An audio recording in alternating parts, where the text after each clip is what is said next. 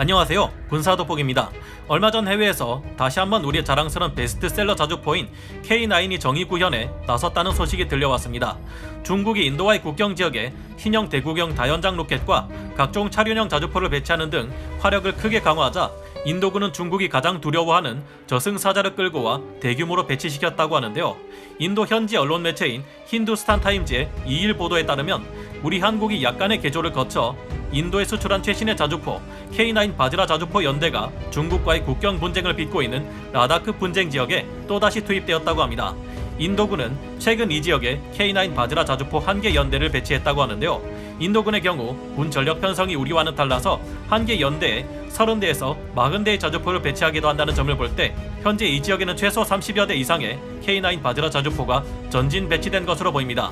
뛰어난 성능을 전 세계에 알린 한국의 K9 자주포를 인도군이 라다크 지역에 전진 배치시킨 이유는 최근 중국 쪽에서 배치한 최신형 155mm 자주포 PCL-181 때문이었는데요.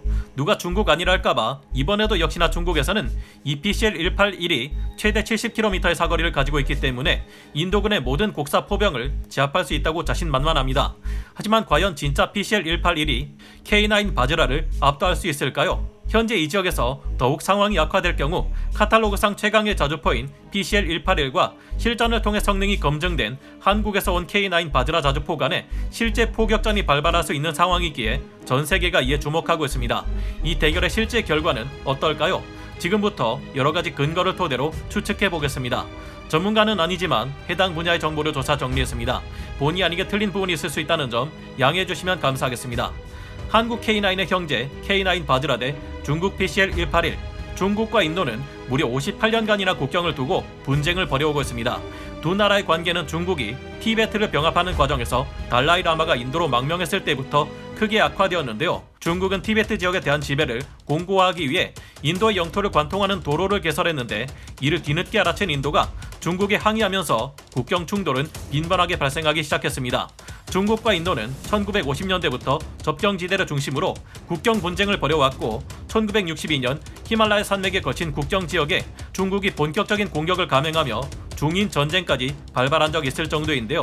그리고 지난해인 2020년 인도와 중국은 라다크 지역에서 국경 분쟁을 또 한 번 일으켰고 양 국군은 몽둥이를 들고 난투극을 벌였습니다. 두 국가는 이 지역에서 본격적으로 화기를 사용할 경우 큰 전쟁으로 확대될 것을 우려해 나름 주먹과 몽둥이, 돌멩이를 던지는 등의 다소 원시적인 싸움을 벌이고 있습니다. 하지만 말이 몽둥이지 실제 사용되었다는 몽둥이들의 상태를 보면 살인마가 등장하는 19금 공포영화에서나 나올 법한 그런 무기들인데요. 지난해 일어난 국경 분쟁에서 자세한 피해 상황이 어느 정도인지에 대해서는 두 국가 모두 입을 다물었지만 러시아의 타스 통신에 의하면 인도군이 20명, 중국군이 45명이나 사망했다고 합니다. 그리고 이제는 이 라다크 지역에 갈수록 인도와 중국이 강한 화력을 가진 무기를 증강 배치하면서 군사적 긴장이 크게 고조되고 있는데요. 군사 전문가들의 분석에 따르면 라다크 지역은 히말라야 산맥이 있는 곳이라 항공기가 뜨기 힘들고 탱크가 움직이기 쉽지 않다고 합니다. 결국 이 지역에서는 강력한 포병이 승패를 가른다는 것이죠. 그래서 이를 알게 된 인도가 중국에 대항하기 위해 가져다 놓은 최종 병기가 바로 우리 한국에서 수출한 K9 썬더의 인도 수출형인 K9 바즈라 자주포입니다. 바즈라라는 단어는 K9의 별명인 천둥을 힌디어로 표현한 단어인데요. 불교에서는 제석천이 아수라를 무찌를 때 쓰는 무기인 금강저라는 뜻도 함께 가지고 있습니다. 인도는 우리 한국에서 K9 바즈라 자주포를 100대 도입해 운용하고 있으며 성능에 크게 만족한 결과 추가 구매를 원하고 있는 상황인데요. 지금까지 여러 영상을 통해 말씀드렸듯이 한국의 하나 디펜스에서 많은 K9 자주포는 전 세계에서 세 손가락 안에 들 정도로 최강의 성능을 자랑하는 두말할 것 없는 베스트셀러 자주포입니다. 그렇다면 이에 맞선다는 중국의 최신형 자주포 PCL-181은 어떨까요? 우선 얼핏 보기에도 인도의 K9 바즈라 자주포는 무겁고 단단한 반면 PCL-181 자주포는 가볍고 빠를 것을 예상할 수 있습니다. K9 바즈라 자주포는 전차와 비슷한 궤도형 자주포이며 어느 정도 방호력을 발휘할 수 있도록 장갑 처리가 되어 있는데요. 반면 중국의 PCL-181 자주포는 트럭에다가 자주포 포탑을 올려놓은 듯한 형태의 차륜형 자주포입니다. 중국에서 심혈을 기울여 개발했다는 자국산 최신 차륜형 자주포인 PCL-181은 155mm 표준탄으로 사격할 경우 사거리가 40km에 이르고 로켓 추진 연장탄을 사용할 경우에는 사거리가 최대 70km에 이른다고 하는데요. 분당 최대 6발을 발사할 수 있다는 것이 일단 중국 측의 주장입니다. 트럭을 기반으로 설계된 자주포인 만큼 최대 속도에서 K9 바즈라를 앞지르는데요. K9 바즈라도 궤도형 자주포치고는 꽤나 빠른 속도인 시속 67km의 성능을 발휘하지만 트럭을 기반으로 만들어진 PCL181은 최대 시속 100km로 가속할 수 있어서 속도와 기동성 면에서는 훨씬 앞서 있습니다. 박찬준 한국국방안보포럼 위원이 밝힌 의견을 살펴보면 중국이 이곳에 차륜형 자주포를 배치한 데는 그럴 만한 이유가 있는데요. 이 라다크 지역에서 인도가 점유하는 히말라야는 교통이 불편한 데 비해 중국이 점유하는 쪽은 다르다고 합니다. 중국은 서부 개발을 한다는 명목으로 이곳에 도로망을 많이 깔아놓은 상태라고 하는데요. 중국은 유사시 히말라야로 포병 전력을 급파하기 위해 기동성을 크게 높인 차륜형 자주포 PCL181을 배치한 것이라고 합니다. 중국군이 생각지 못한 자주포 간 대결의 결정적인 핵심. 하지만 두 자주포의 실제 대결이 어떨지에 대해 좀 더 자세히 생각해보면 중국군은 왜 이런 생각을 하지 못했을까 하는 의문점이 생길 수밖에 없는데요.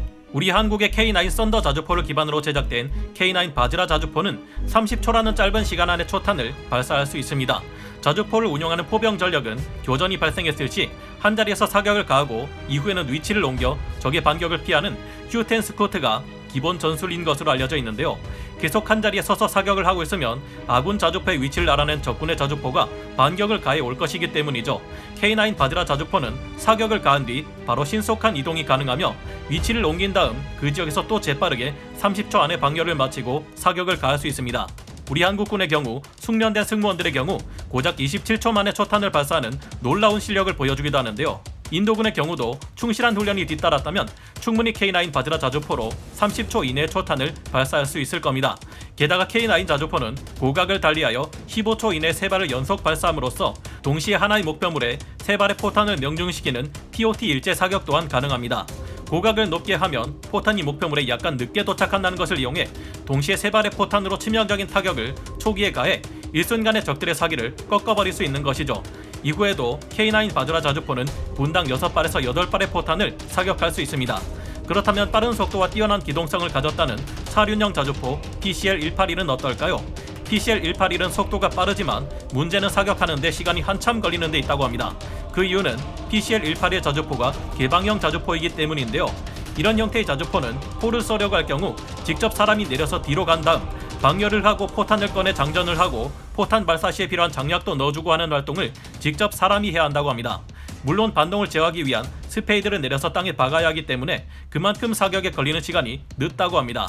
초탄 사격을 가하고 나면 다시 또 스페이드를 들어올리고 뒤에 탄 사람이 다시 차량의 운전석 쪽으로 이동해 탑승한 다음 이동해야 하고 다시 사격하려면 또 다시 스페이드를 내리고 사람이 내려서 방열하고 포탄을 장전하고 장약도 넣어주고 하는 이런 피곤한 짓을 부지런히 반복해야 한다는 것인데요. PCL181 자주포는 분당 최대 6발을 발사할 수 있는 것으로 알려져 있지만 이처럼 이동간 사격에 있어서는 불편한 점이 한두 가지가 아니기에 그 빠른 이동 속도도 결국 별 의미가 없지 않을까 생각됩니다. 실제 K9 바즈라 자주포와 PCL181 자주포 사이에 교전이 발생한다면 이동 중 사격 재원을 받고 멈추자마자 30초 만에 사격을 가할 수 있는 K9 바즈라 자주포가 크게 유리할 것 같은데요. 결정적으로 실제 K9 바즈라 자주포와 PCL181 자주포와 비슷한 성능의 자주포가 실전에서 부딪힌 결과가 이미 있습니다. 2019년 인도는 중국의 동맹인 파키스탄과 국경 분쟁에서 K9 바즈라 자주포를 동원해 파키스탄의 SH-15 자주포와 격돌을 했는데요. SH-15 자주포는 중국의 PCL181 자주포의 수출형입니다. 떠도는 소문에 의하면 열대 K9 바즈라 자주포가 이때 포격전에서 33대 SH-15 자주포를 박살냈다느니 열대 K9 바즈라 자주포가 36대 SH-15 자주포를 박살냈다느니 하는 말들이 많지만 실제 정확한 전과는 불분명합니다. 다만 인도가 이 포격전 이후 K9 바즈라의 성능에 크게 만족했고 이후 추가 주문할 것을 검토하고 있다는 것만은 분명한 사실인데요. 반면 파키스탄이 SH-15 자주포를 더 도입하겠다는 말은 들리지 않는 것으로 보아 당시의 실제 교전 결과가 어땠을지는 긴 말할 필요가 없을 듯합니다. 박찬준 의원이 밝힌 바에 따르면 만약 PCL181이 먼저 공격한다고 하더라도 방어력이 더 뛰어난 K9 바즈라 자주포가 이를 막아내고 반격에 나설 가능성이 크다고 하는데요. 특히 K9 바즈라 자주포는 수적 열세에 놓이더라도 TOT 사격을 통해 PCL181과 대등하게 싸울 수 있을 정도라고 합니다. 물론 어떤 경우에도 누군가 희생될 수밖에 없는 것이 전투인 만큼 교전이 일어나지 않기를 바랍니다. 하지만 중국의 횡포로 어쩔 수 없이 전쟁이 일어난다면 우리 한국에서 수출된 K9 바즈라 자주포가 중국의 PCL181 자주포에게 본때를 보여줄 수 있기를 기대해봅니다. 오늘 군사 돋보기 여기서 마치고요. 다음 시간에 다시 돌아오겠습니다. 감사합니다. 영상을 재밌게 보셨다면 구독, 좋아요, 알림 설정 부탁드리겠습니다.